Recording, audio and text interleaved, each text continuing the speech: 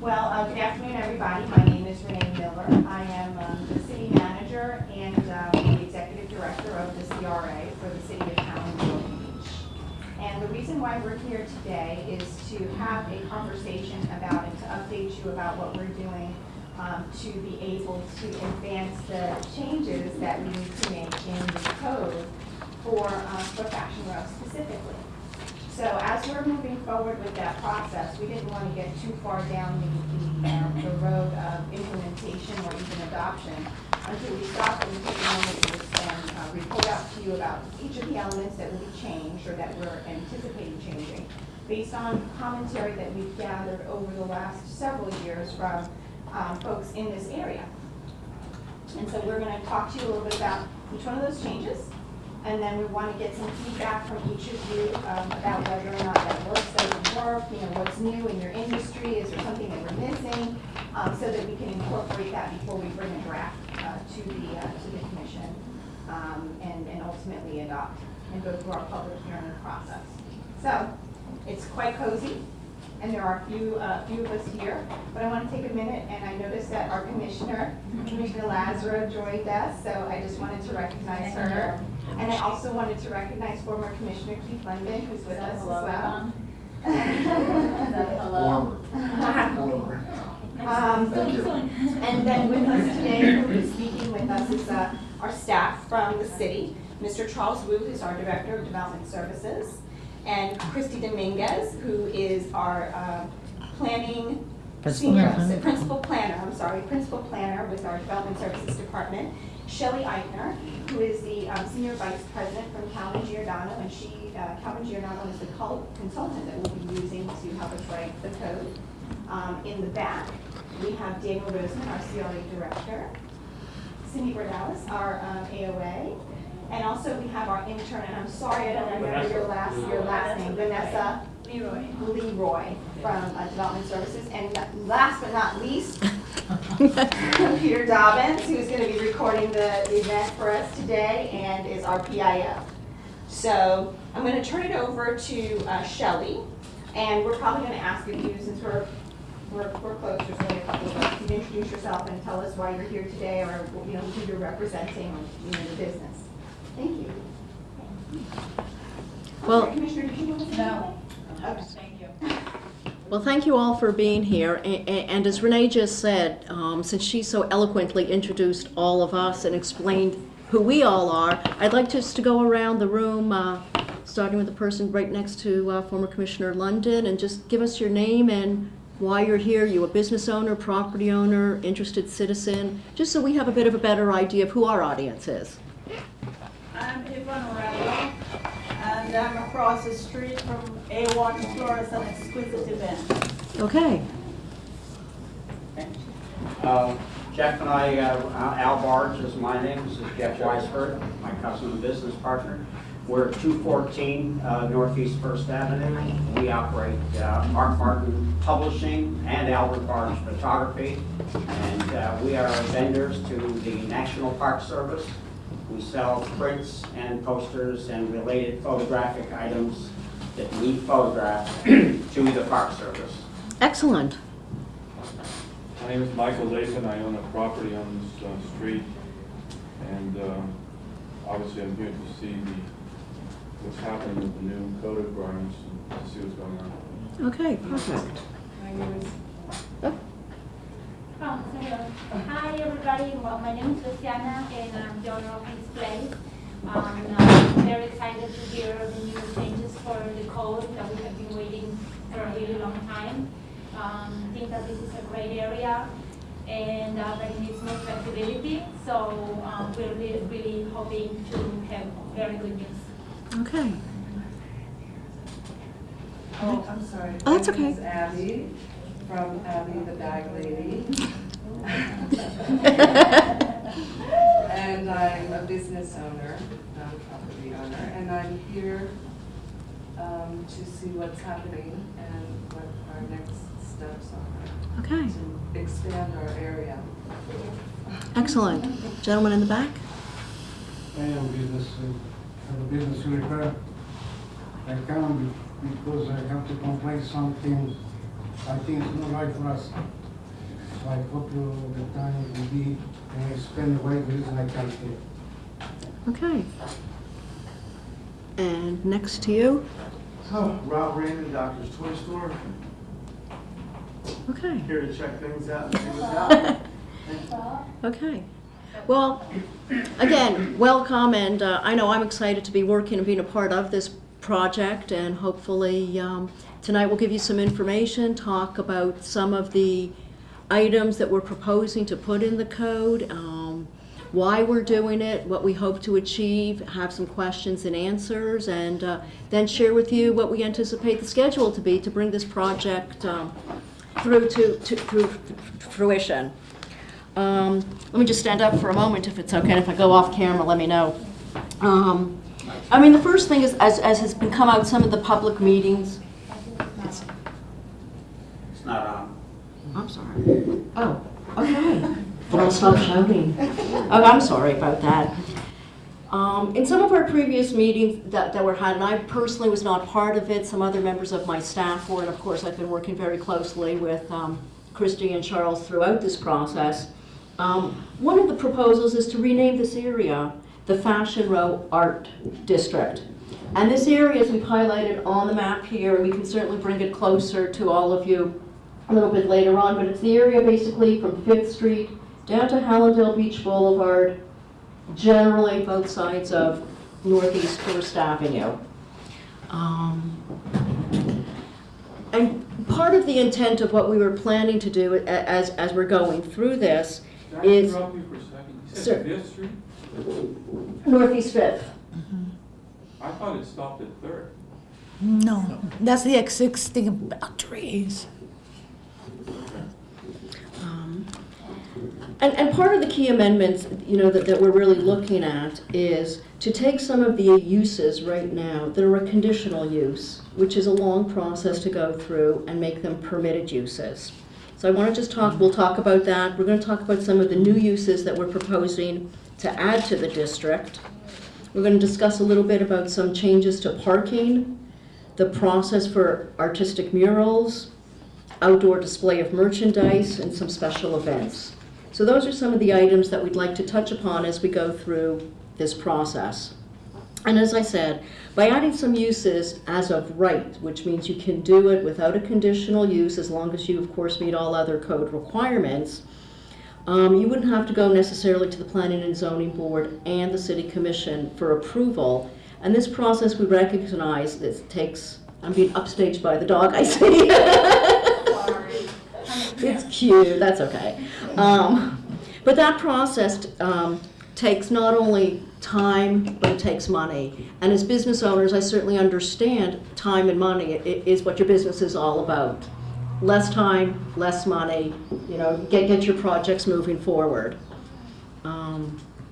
So some of the uses that we're talking about looking at changing to be permitted instead of going through the conditional use process are alcoholic beverage establishments, consignment shops, billiard rooms, broadcast studios, retail on-premise for pickup for dry cleaning establishments, clubs and organizations for religious, educational, charitable, or cultural purposes, recording studios, wholesale distribution showrooms, and sporting goods stores.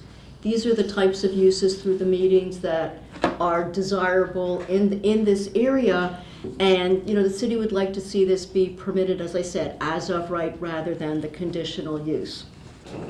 A new use that we're proposing to add, which is really kind of exciting, that we hope really energizes this area, and I think is what this area is about, is these live-work units.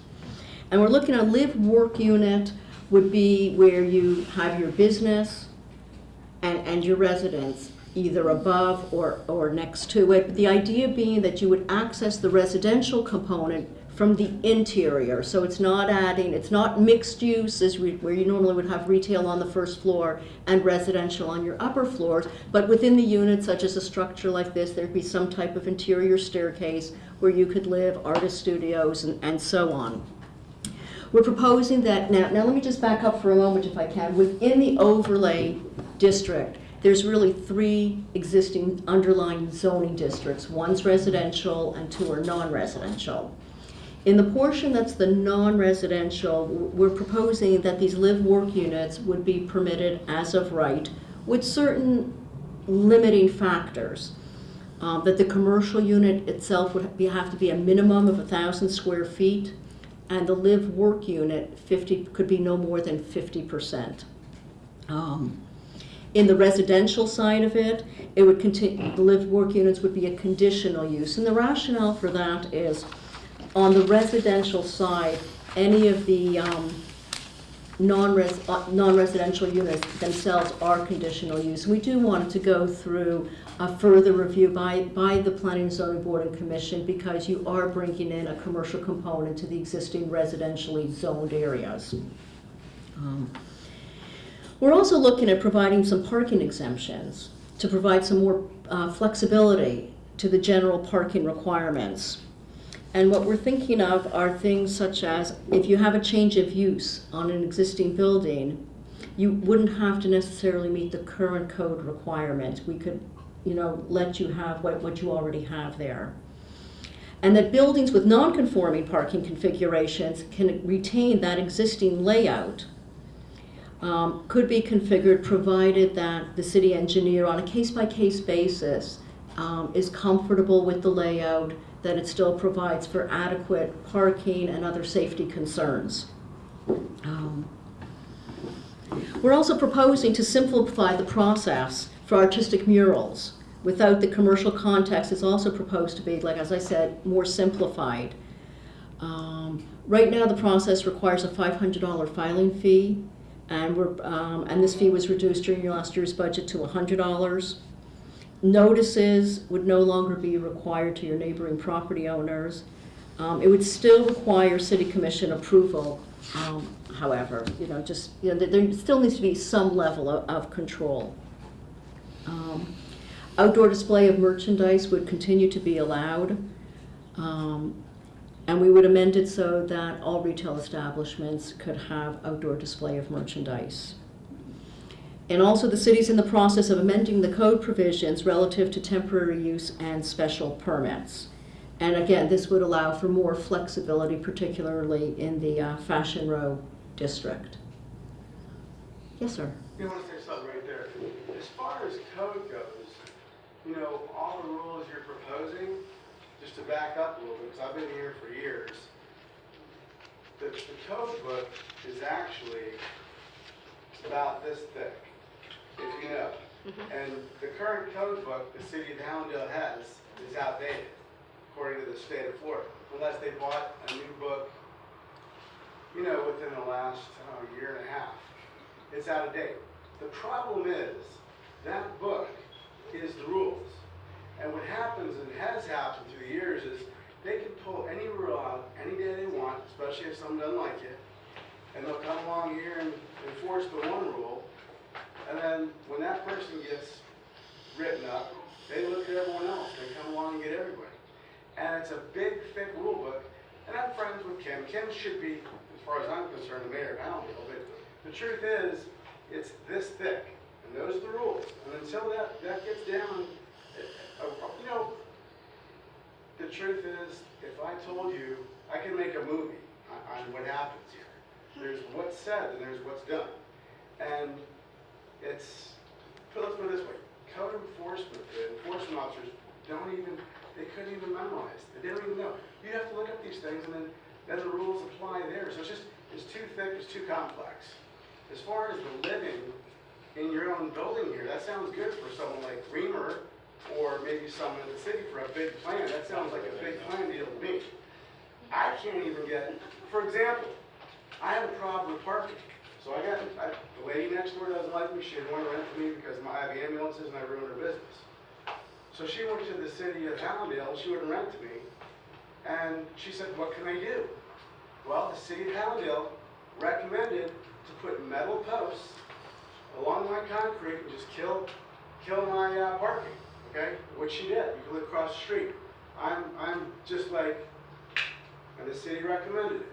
Okay, they gave her, it's confirmed. Now, what I can do is I can go to my neighbor and crush his business. Okay, taught by the city. I don't know if I'll do it. I can do it. I'm trying to buy some trying to move, get larger here, but I may leave because unfortunately, it's very complex. It's more than just talking. It's the rule book. It's this thick. It's out of date. Code enforcement can't even keep up. They can pull those rules out anytime until it's down to nothing. It has to be thrown out. The book has to be this thick. It's called Welcome to Hallandale. We'll come around and help you spray the graffiti off the walls. We'll help you with your businesses. How do we get people here? All the rules and regulations, honestly, the taco place up the street here, they keep closing. The black lady who moved in afterwards, very nice, hard-working lady, she said she has a sandwich place over on the other side of the tracks over here where code enforcement didn't mess with her. They would not let her have her, they gave her a hard time, didn't even talk to her. I know she lives in Hallandale, but code enforcement, or just the city of Hallandale, just kind of ran her out. Like, they may run me out. So if there's a bigger plan, this is for somebody else, like Reamer or someone else, just let us know. Because it's just, I would like it to be a nicer place, but, you know, bars would be great too. I mean, actually, Scarlett's is too far, and so is Cheetah. So I said, let's have a huge strip joint right here, because that's too far to drive. But and I have a lot of... We need jobs. Oh, exactly, not rules. I'll try to address the core point of what you're trying to make. What I hear is the rules are too thick and too confusing and outdated. And actually the City Commission recognizes that. It came to be a frequent topic of the Commission, and it's one of their strategic goals is to task staff to try to modernize and simplify the code. I'm not going to say it's going to be done overnight, but this is a baby step to try to address those regulations in this area. So I think we all acknowledge sometimes the code can be conflicting, can be confusing. For instance, as Shelly said, your small 2-block area has 4 different zoning districts on it. So I don't have an answer for you that's going to happen tomorrow, but this is the beginning of us taking that attempt. So stay tuned, bear with us, and I can tell you, while we go through this, it will be a lot simpler and a lot more transparent. I'm willing to come over and spend the free time to help you guys. I will come over as a businessman, cut Sure. the chase, because I don't work for, I can come over and just help, because I know what this area needs. I know everyone on the block. I know why people left, ran, and why it's dead. And I'd love to help. I'd like to be a part of it. But the first thing is just cutting that list in half and really making a difference. Because it's just regulation nation on top of regulation. We actually are on the same page with you. Okay. Thank you. You know, as I said in the beginning, I hear what you're saying as far as regulations, and as a consultant, you know, I see codes in a lot of cities. I will tell you, that doesn't make you feel better, but the code of Hallandale Beach is pretty similar to a lot of other communities. And you're right, it's regulation on top of regulation. However, what we're trying to do, at least as Charles had said, in baby steps, reaching out to this particular area, it's a very small area of the city, but to streamline the process. So while there'll be regulations, what we're trying to do is add some more uses, make that process easier, less costly, and that's what we're really trying to do here today, and want to get some of your feedback, since I think basically all of you are either business owners or property owners within this area. You know, we want to be sure that as we move forward, and we're going to talk about what the schedule is, to move this forward to the commission to start to make some changes in this area. Are there things missing? Are there other things that you, from a zoning, we're just talking zoning, we can't solve all of the problems today, so we'd like to keep it focused on the zoning, on the uses, and the further, you know, the growth of this area. For about 8-9 years, I've been in Hallandale, and I have the florists, and I have a lot of brides and people for parties, and I've been trying to get a social hall near to where my business is, and it's conditionalized and this, that, and I can never have it. So I'm hoping that with the new code, I could have a social club or a social hall or something in here. Okay, exactly, that's great. I mean, that's something that we'll consider and look into as a use. Never worked. So when you say a social hall, you're talking about a place where people can have their event? That's right. Like a reception? Yes. Okay. Because I do the flowers and everything, and then I have to rent other people's places to keep it. I mean, it would stay right at the beginning from one place. That's a very good suggestion. Good. Excellent. Yes, sir. What about in reference to, like, I've had a lot of inquiries about churches or study groups with churches associated with churches which are nonprofits. And the city really hasn't been really favorable to that. What about your position on that? Well, one of the uses that we're recommending actually to go from a conditional use to a permitted use are, the clubs that are organized for religious purposes. Where can I get a copy of what you're reading?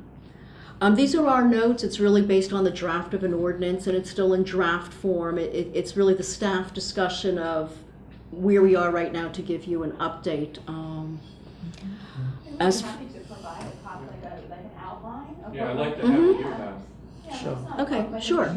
We're just trying to take notes and get information. But as far as an actual church or as far as a nonprofit, I mean, I'm still the taxable entity, so, there doesn't matter, they don't matter. I matter because I pay the tax. So why is the city taking a position that they don't want that? I don't think we have, I think part of the changes that we are talking about in this actual ordinance is Yes. to allow that now. Well, no, there's a difference. We were proposing clubs organized for religious reasons. I believe what Mr. Laban is referring to is the actual churches. Yeah, some years ago, in order to promote more the fashion industry in this area, churches were specifically, and houses of worship were specifically prohibited. Thinking that it was not necessarily compatible with the fashion and the art industry. However, that could be considered too. Now things have changed in that case, and so religion is also like very connected to fashion and arts, especially we have here potential. They are a church also that they are like very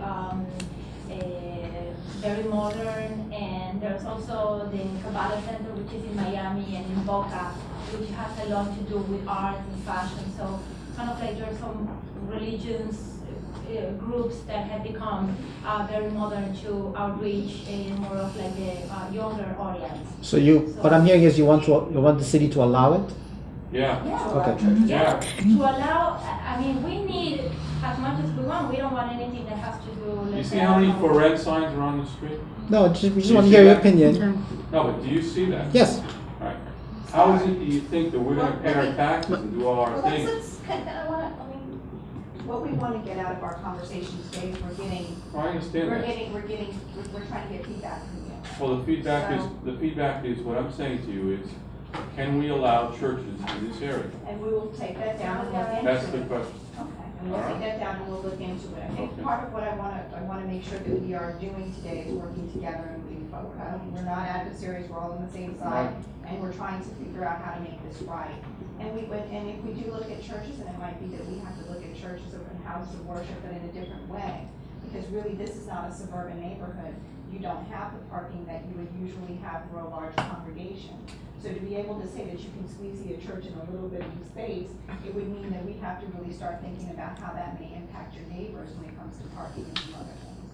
So there's going to be some competing interests that we have to look into, and that's the only reason why we say with some apprehension that we have to look into it and how we could be creative to allow it. Okay? So what about the alcohol and the church? Because usually you say that if you're doing beverages, alcoholic beverages, it has to be more than 500 feet from the church. So both of them can go together. You have to interrupt the church and put the alcohol. Well, I think that's what the city manager is trying to express, is that there's some the city manager is trying to say is we need to research it further to see how it impacts the redevelopment of the area. There's gonna be a lot of competing interests. So one of the things That's that we have got to be sensitive to is that this area has traditionally said they really want to push the fashion and the design. And so we want to make sure that the things that we allow are conducive to that. Not restrictive, but conducive to that. So you just highlighted one of the conflicts and challenges that we have to think through when we're doing this. Yeah, the event is a different thing because people will come and they drink what they're drinking and they go, but the church, if you're gonna have like a church, it can be. Yeah. But also, you have to think about that if we have like around maybe, I don't know, like 50 people coming every Saturday or Sunday or whenever they have congregations, so sometimes potential has people Saturday and Sunday twice a day. That's a lot of audience that your business is going to be getting. Yeah, well, it depends on my place have a lot of parking. I don't have anybody there from 10 o'clock or 11 o'clock on Saturday and Sunday all day. Not in my building. I'm the only building here that has all the parking. Nobody else has Yeah, parking. well, that's why the city is So, looking into like right, accommodating, you know, like, parking and things like that for Right. people, because, So, you know, you know. it's not about your building or my building, it's about like everybody's area. Yeah, I know, but some things just doesn't go together. Church and all Yeah, mine does. We drink at our church. That's a different story. That's a different story. It's like if you have a restaurant. Places of public It's like assembly, if you they have schools. if you have a restaurant and you serve alcohol, you could be next door to the church. It You're doesn't thinking of matter. school and It drugs. doesn't matter, but Drugs you has can't to be just way to have the school. church and you have a bar next door to it. Okay, well, we'll certainly, you know, we hear we hear the desires and we hear the concerns, and we'll certainly, you know, look into it, make an evaluation.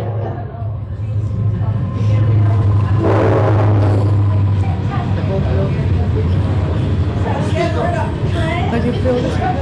Shelby, you don't want to charge everyone, and it's more to be synonymous with just code, zoning, overlay.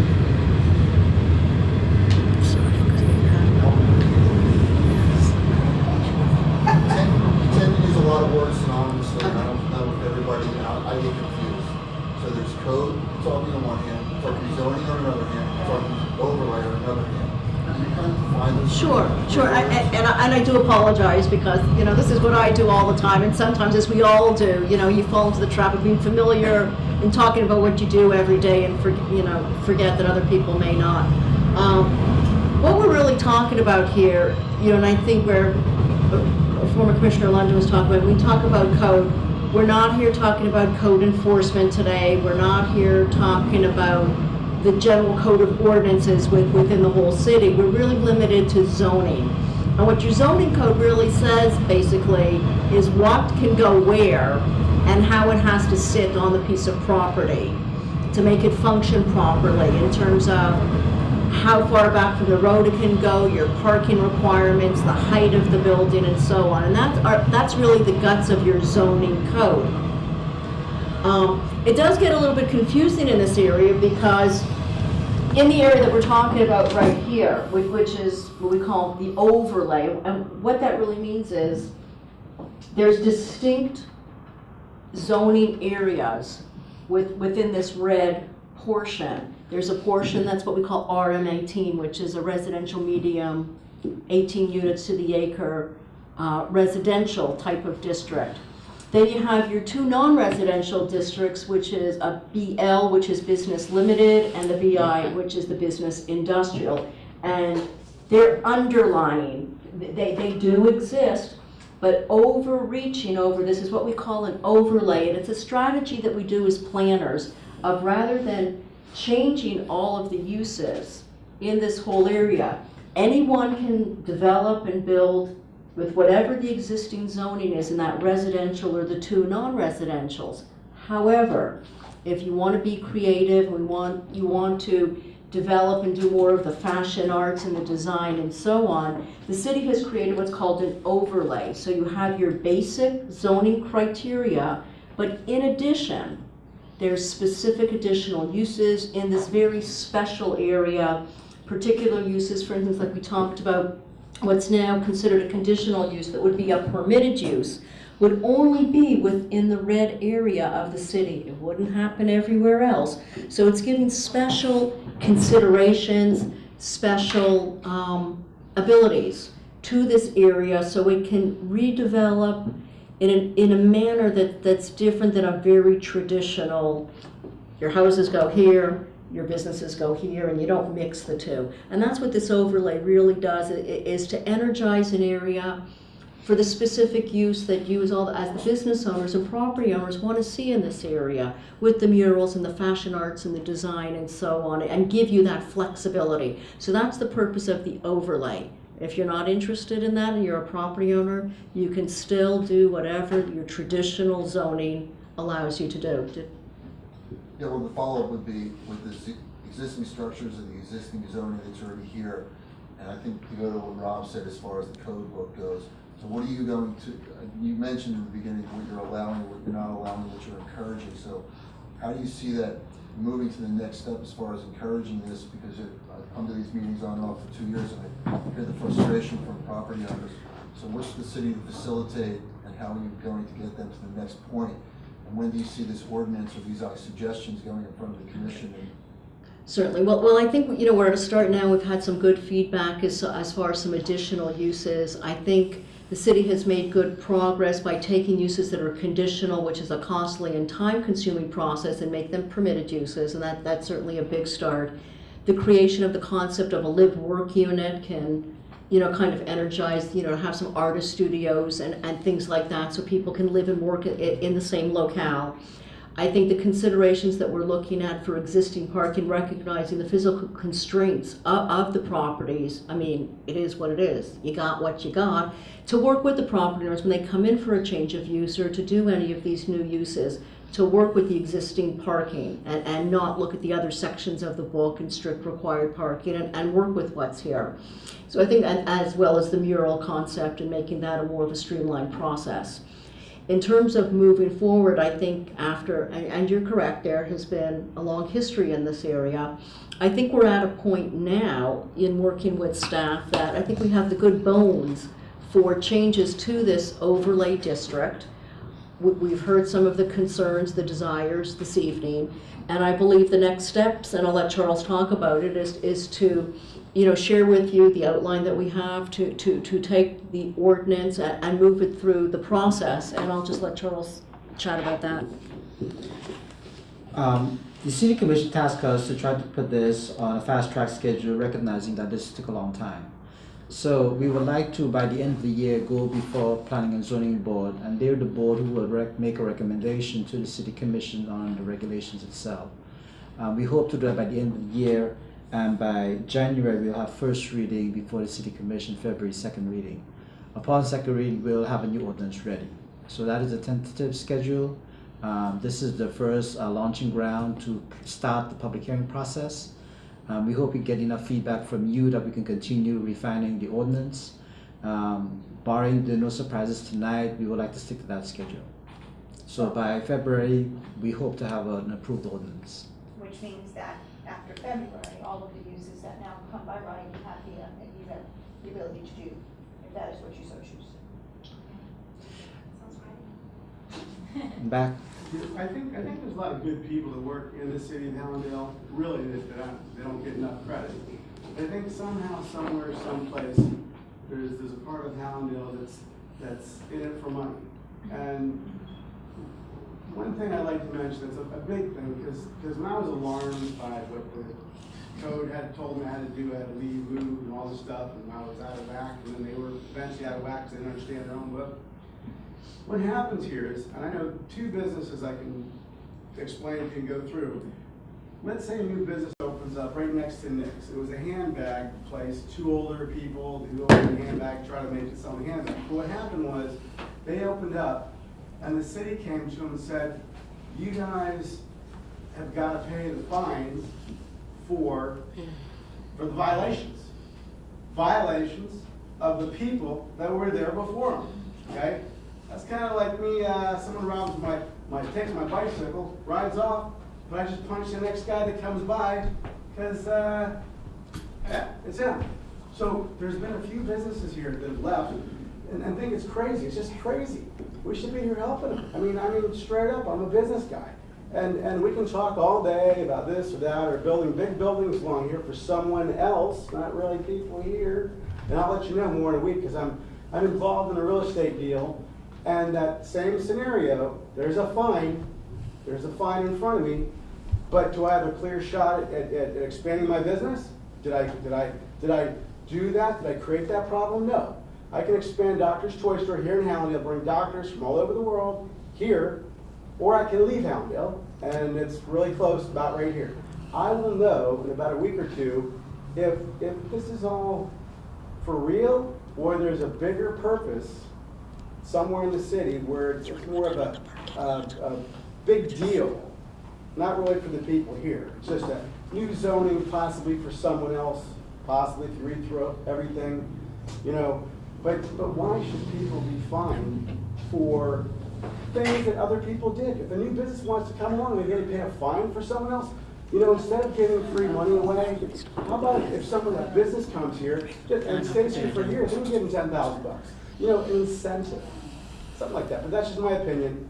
Thank you. Let me clarify, because I think we're using the word fine and lien interchangeably, and that's going to confuse. Similar to when you buy a piece of property, if the city has a code enforcement violation on something, eventually you give violations, and the violations are turned into liens against the property.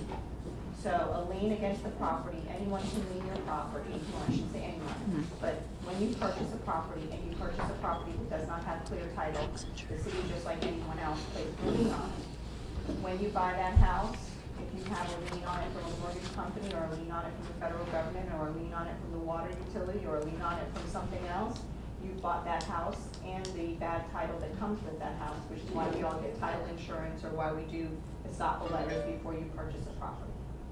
So it is not fines, it's liens. And yes, state law provides that, just like with any other lien, if the city has expended funds to be able to move through a code enforcement process, it is your responsibility, if you purchase that property, that you've purchased the property with the liens on it. Now, that being said, what the city does do is it does have a lien mitigation program. Once the person actually acquires the property, if you so choose to acquire the property, what we will do after you acquire the property is have a conversation with you about going through the lien mitigation program. And everybody has equal access to that. The program guidelines are very clear. And we are not in the business of denying people mitigation, because ultimately we want you to buy the property, fix it up, and move forward. It doesn't benefit us for properties to stay derelict.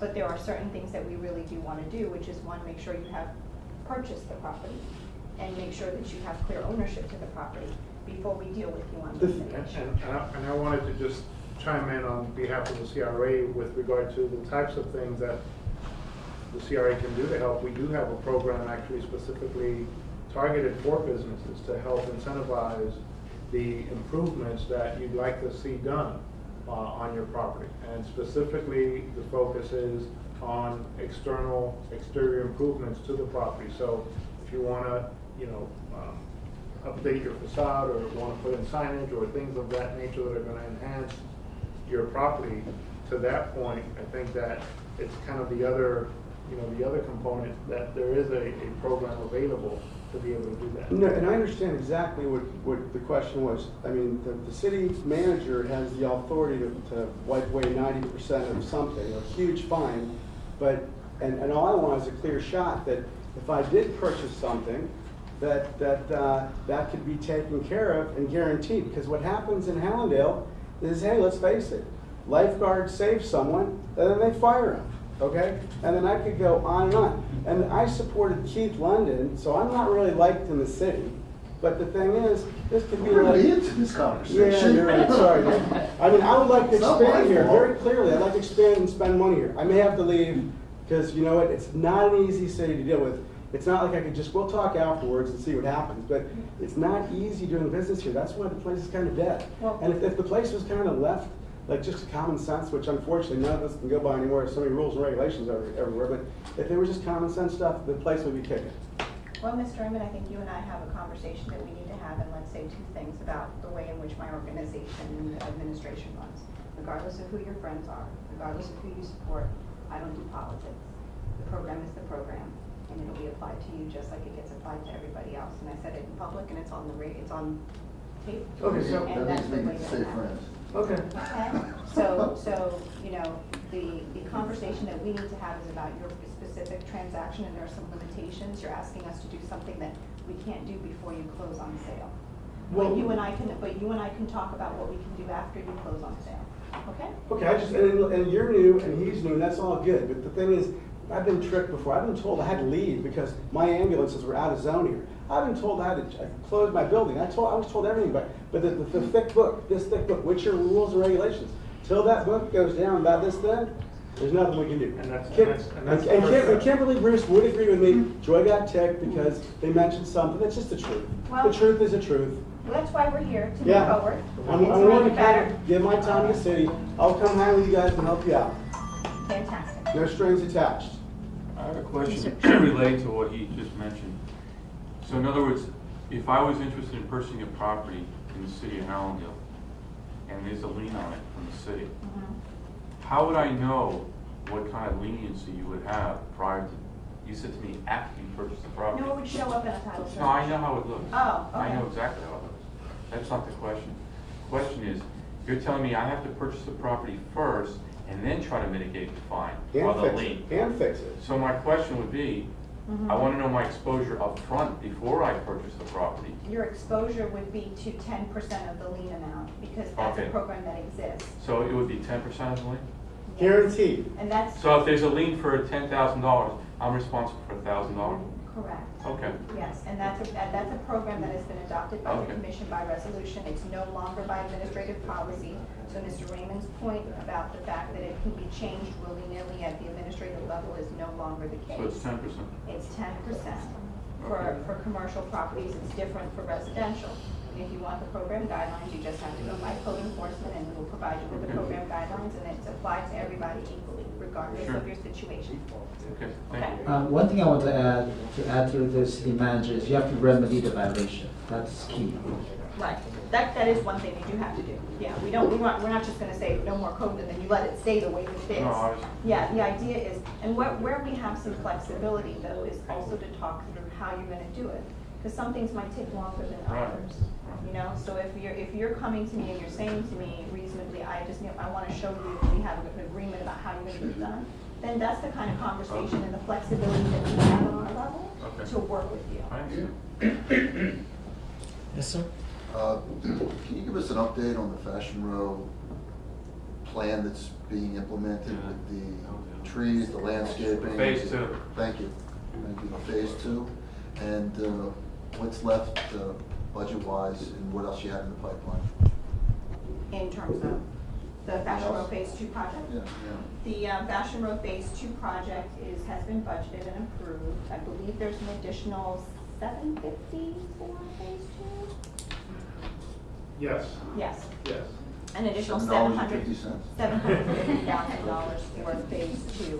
When does that start? That actually starts next fiscal year. Well, we're doing the planning now, but the money is available after October 1st. October? But we're moving forward with the planning and engineering now. Some of the things that we've been encountering that's been a little difficult, that probably hadn't been discussed before, but it's very visible. When you drive down the street, you know, you can see. It's a big improvement. You can, well, you know, one of the things that I hadn't even thought about it, but you see all of the electrical poles? Yeah, wood the overhead poles lines. that are all basically in the street. And we're trying to work to see how we can get those moved, Reroute them? reroute them, and we're actually trying to see, I mean, I would love to bury them, but it's just so expensive. So I'm unsure about whether or not we're gonna be To able to do relocate the it. pole? Yeah, to relocate the poles so that we can actually have some sidewalk space. Yeah. And we'll probably be talking to some of the property owners because there's no swales anywhere and it's so tight, we might have to partner with you in order to put drainage in some of your areas, yeah, and to be able to do that. And hopefully, if we're able to navigate all those things, we can smooth out the level and create some kind of walk space on both the east and the west side. And that's the engineering challenges that we're working through now. That answers your question? Yeah. Okay. When do you think that is going to be happening, like time? The engineering and the trying to work all that through and get through that, that's happening now. I shudder to tell you, I can't tell you like tomorrow No, FPL no, is gonna, sure. you know, but we're working through those issues now. We really wanna be able to have a construction set of drawings, you know, by next year, early next year sometime, so that we can bid that job and get it started. Hopefully get it started before, the end of FY 2014 if we can. If the money is allocated October 1st, does that mean you, I mean, hopefully you will, but does that mean you have to spend the money? I have, If the money will be available. no, I don't have to spend the money in 1 year. It's a multi-year project. No, but you have to spend it on that allocated Oh, yes. expense. Correct, unless there's some other action or direction that I get from the board, but Alright. that's not the direction they've given us, so I won't even put that out there. Just, was that for the 750 was for the, Phase 2. was that, so you mentioned burying the power lines, is that? That's, No. no, No, it's Relocating the not. poles. no, that's not included, so we're gonna have to try to see if we can partner with FP&L. We may need more money if that becomes an issue, or see if there's some kind of program where we can get some assistance in the cost. Burying utility lines is extremely expensive. You know, but I'm gonna shoot high and hope that we're gonna be able to get some assistance in getting that done. If not, and it becomes cost prohibitive, we'll try to relocate and try to make as much space as possible and try to maybe relocate the ones that are a problem. So when do you think phase 2 will be complete? It's hard to say. I think we're probably we wanna try to start construction before the end of next fiscal year, or at least have it bidded by the end of next fiscal year, which means that we would have come through all of the engineering challenges that we're having, and at least gotten the easements in the places that we needed to, or the agreements with the property owners that we needed to go ahead and move forward.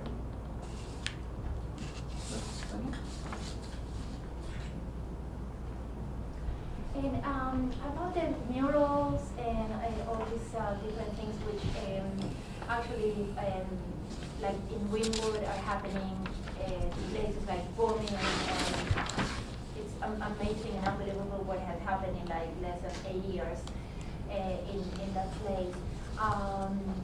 Like how is that going to be moving along here, trying to get something established? We had a mural project, but I don't know what is the direction that has been taken. So. Well, the mural project, we're not doing the mural project any longer. But what we're doing is we're allowing for, one of the things we're talking about here is making it easier for you, if you as a property owner want to encourage an artist to come and do a mural on your wall, that you can do that for cheaper. Because before, I think it was $500 or something, and now it's $100. The process for the is supposed to firm? be, yeah, the process is going to be streamlined, so that you don't have to go through public hearing, all of, you know. So it's like, supposed to be much faster, and then if you want to do that, you could.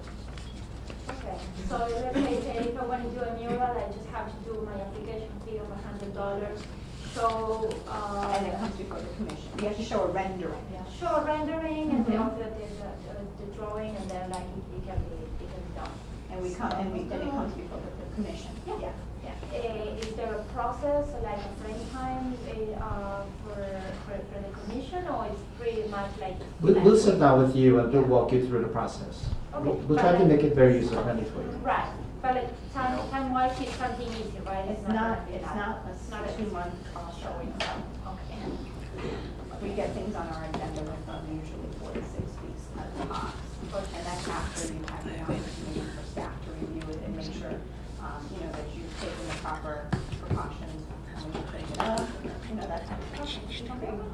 But that idea of relocating the poles is definitely going to be considered. I really want, It really is an eyesore. It's an eyesore. If you drive down the street, that's No, all it's you the first see. thing- you're It's the right. first thing you see. All There the was, poles on the left side feeding all this. there was a program years ago, and this was before we had the financial crisis, that FP&L was working with communities to reduce the cost of burying the lines. And that has since gone to the wayside, but I'm still trying to see what I can do to be, creative and see if we can You get. should put a sign at the end of the street saying, "Don't look up."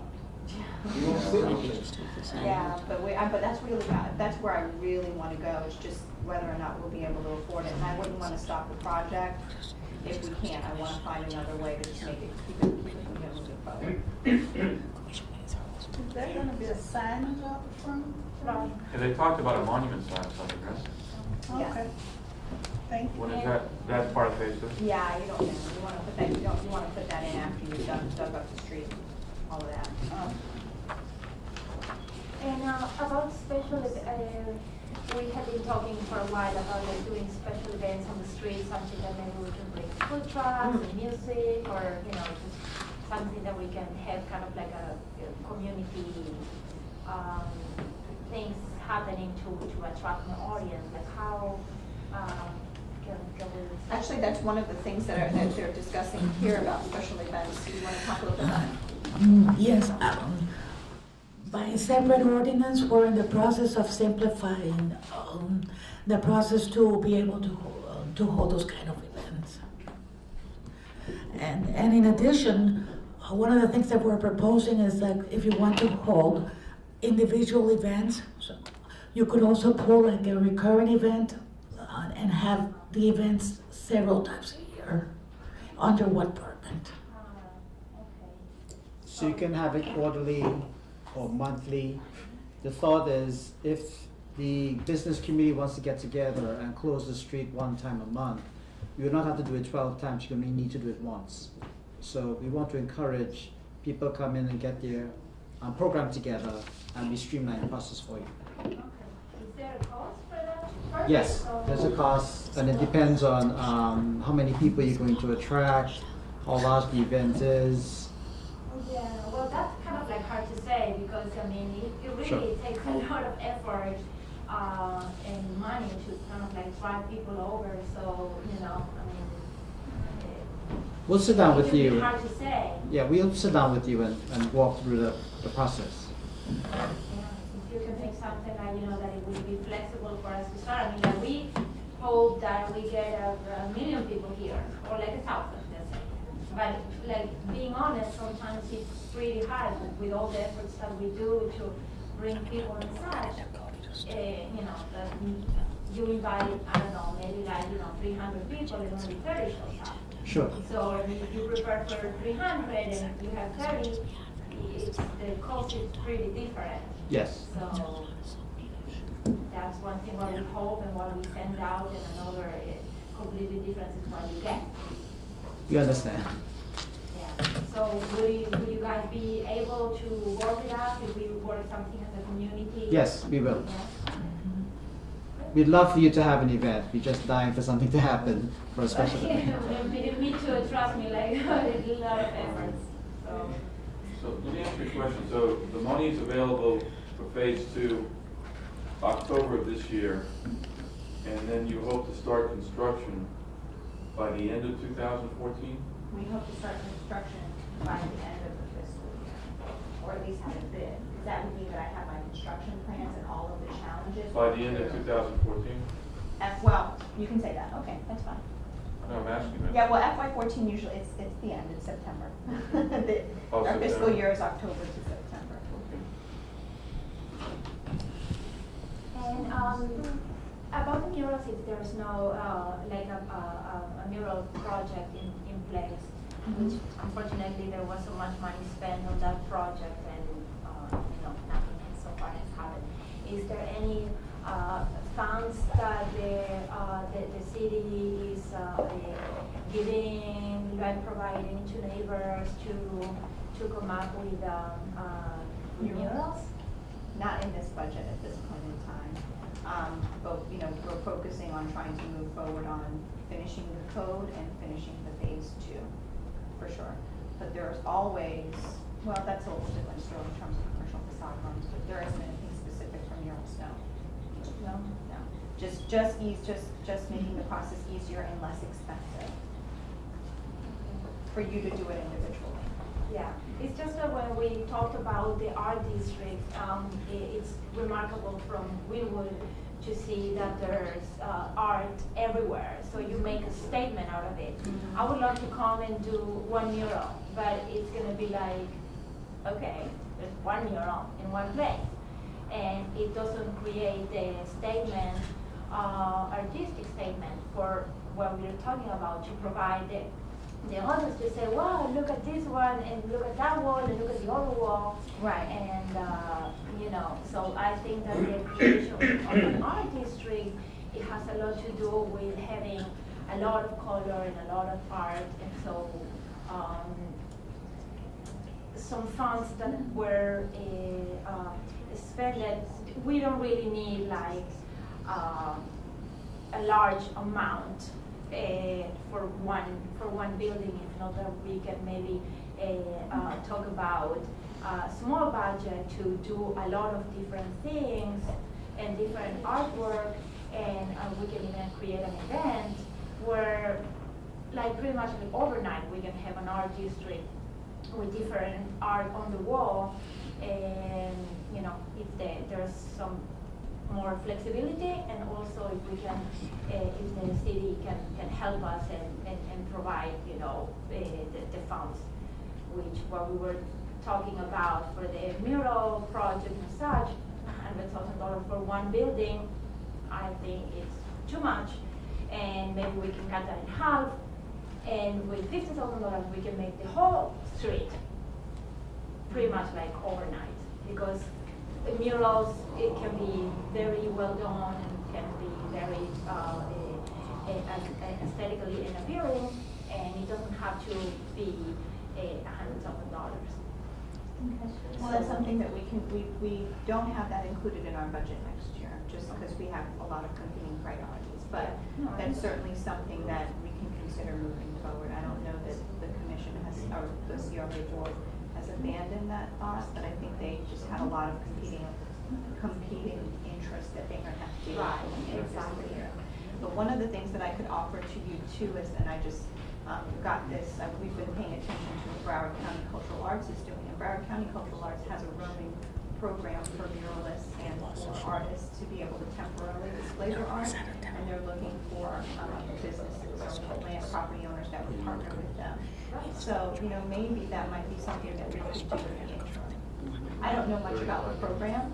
I just saw an email and I thought maybe that would be something that would be interesting for Fashion Row.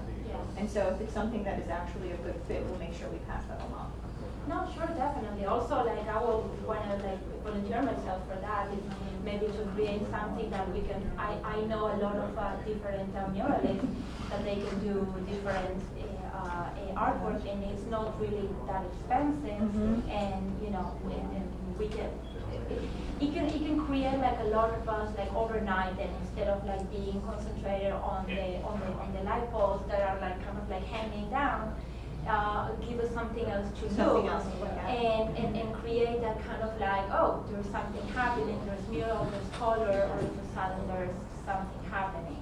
Okay. So, what else? Where would it go on the building? Because not every building owner probably wants murals on their building. I have been talking to many of the property owners And they want it? the building, and Okay. yeah, they want it. But the thing is, That's like, wonderful. no one has the outreach to know the people and to know everybody, and you know, we can do it. Okay. Did you have other things that you wanted to go through? No, I added the two uses on the board to make sure that we document your points tonight. One is a social hall, and the second one is religious institutions, churches. And that's what we have so far. I've not heard anything in addition or any issues with our new proposals yet. Cafes, bars, being outside. Okay. All that is already. That's all allowed. That's permitted now. Right. That's permitted now. That's why I thought about the church. That you cannot have that and have the church. And our doors are always open even after today. So this is not the end of it. So please let us know. We have numerous staff to be able to take your comments. So please don't think this is the end of it. It's the beginning of the adoption process. So the process is still open. Nightclubs are okay?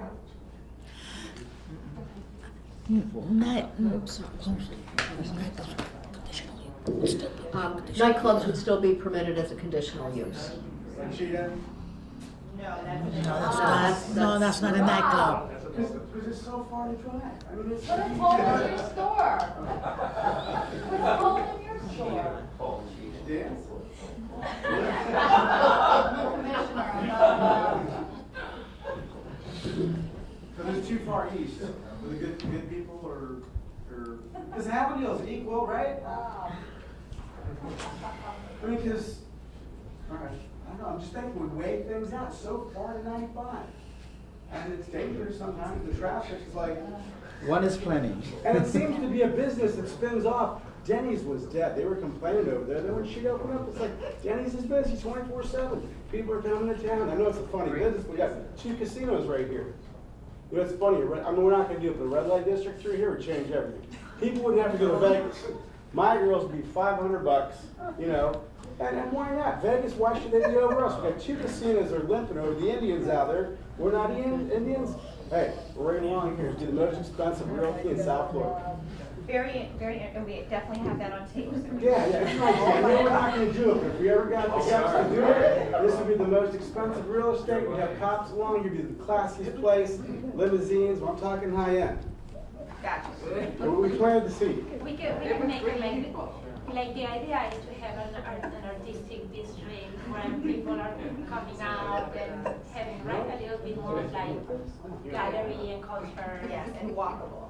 And walkable, So, which goes back to why we want to maximize as much space as we can. Right. You know, on the edges.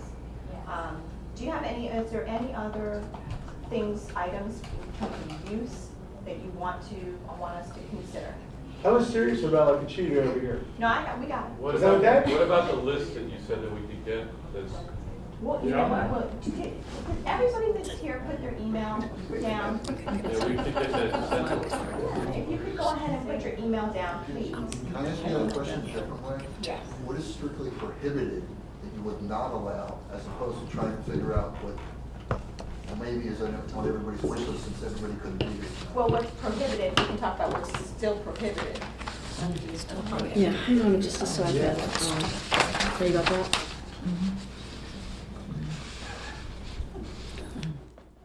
Well, again, remember as I explained, there's 3 separate underlying zoning districts, so this is how this ordinance is carved out. So on the residential side, on the RM18 portion within the overlay, the prohibited uses would be primarily nightclubs, dance halls, discos, restaurants with drive-through facilities, and massage therapy service establishments. That's what's currently prohibited. That's what we're proposing. Yeah, and it is currently Yeah. prohibited on the residentials, on the residentially underlined zoning. Can you show where that is on the map? That is east of Second Avenue. East of Second. The existing house is east of Second. Okay, so the residential area. Yes. In the business section, in the BI section, would be right, the same thing, the restaurants with drive-through facilities and the massage therapy service establishments. And then in the BI, it's the same thing. Why massage therapy is not allowed? We have been having some problems with massage therapy citywide. So it wasn't something that we sought to expand in this area. And I think some of the things that we heard, you say that you wanted was cafes and bars and things that were lively, had foot traffic, and daytime, nighttime. We felt that it was unnecessary to expand that use. But like chiropractic and things like that, or That's like different. No, we're talking about massage. Yeah. Or like hair salons or spas, things like No, that. no, that's okay, not. right? Okay. Facial. Oh, I'm sorry. Yeah, we're talking about where the massage therapy establishment is the main purpose, not as a secondary to, as you said, whether the chiropractor also offers massage therapy as part of the chiropractic practice, or the hair salon or the nail salon. We're talking strictly as a standalone main business. You know, and keep in mind, the rationale is what will encourage and energize and activate a fashion arts district? What are those appropriate uses to bring people to the area for the fashion arts? That's kind of our thinking, and that's clearly what we've heard from all of you through the meetings. So if there aren't any other Is that all 3 overlays, Shelley, that you talked about? Within the 3 districts, yes. Yes. yes. You know, we're talking about fashion arts, and that's okay. She's into fashion arts. She's a sweetheart. But I don't like girls in fashion art. I don't like it. I don't see any artists around here. I mean, we can call it fashion art, but I think we should change the name to something unique. whatever. I mean, it's between two casinos, and I mean, I think art, I mean, it'd be nice, but I just don't see it happening. I don't see it. Art's cool, you know, I like it, but, They already established it. oh, it can't be changed? Well, they just changed No, I'm it. just saying they just developed that, didn't they? The man. The We've redevelopment. been working, I no, mean, we've I don't been know, working for a while, but that would be a complete shift of our whole entire process. I understand, but- We've been working a long time with fashion to art and design. But other than this hanging here, I don't think there's any art for sale on the That's what street. we're trying to get. But it's not here. It's just reality. It's like I wish The I thing would. is that there's no flexibility. That's a good point. That we've been working on a fashion district, like mostly like on an art district, but then there's so many rules and regulations that don't allow For certain things, which is why we're changing that. But Exactly. ultimately, you lay the groundwork for private industry to come in and make it easy. And that's what we're trying to do. People may come, they may not. But as long as we put the right foundation in place to encourage it, that's what we're trying to get to. If the title had free zone, like a business, like some type of incentive, like a tax-free zone, a penny off or something. Zone, some kind of free zone. Fashion Row Art District Zone. Well, if you have any, please make sure that we have your email addresses. Please, because then we can send information directly to you via email instead of working with snail mail. And we can get the outlines and stuff out to you and push other information. And share with your neighbors as well. Yes, there's a lot of people that were not able to come, and a lot of people that for some reason didn't get their invitation. So we're gonna. We'll send out the outline and hopefully a little blurb about what we talked about today. And Peter, this will be on HBTV. We'll get it out there. Well, So you'll also be able to watch it on HBTV. One more question about the lead work. Is that going to be something that when it passes through the call, it's going to be probably like in January, February Yes. Yes. next year? That we can advertise Well, hold the on. place for lead work?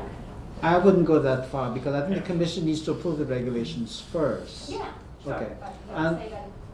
in addition, there's certain building code challenges hopefully you'll be able to overcome because it's not as simple as applying for a permit for live work lofts. There's some building code requirements. There's certain building code requirements that you have to make sure you follow if you want to do a live work situation. So please come in and talk to our building folks as well. Once we do this, it's now you can do it, but then let us walk you through it so that there are no frustrations in what you would need to do in order to implement. Okay? Okay. Well, thank you everyone for taking the time to come this evening. We will certainly incorporate what we've heard this evening and hopefully certainly by December, bring this to the Planning and Zoning Board for their consideration and move through the process for a February adoption.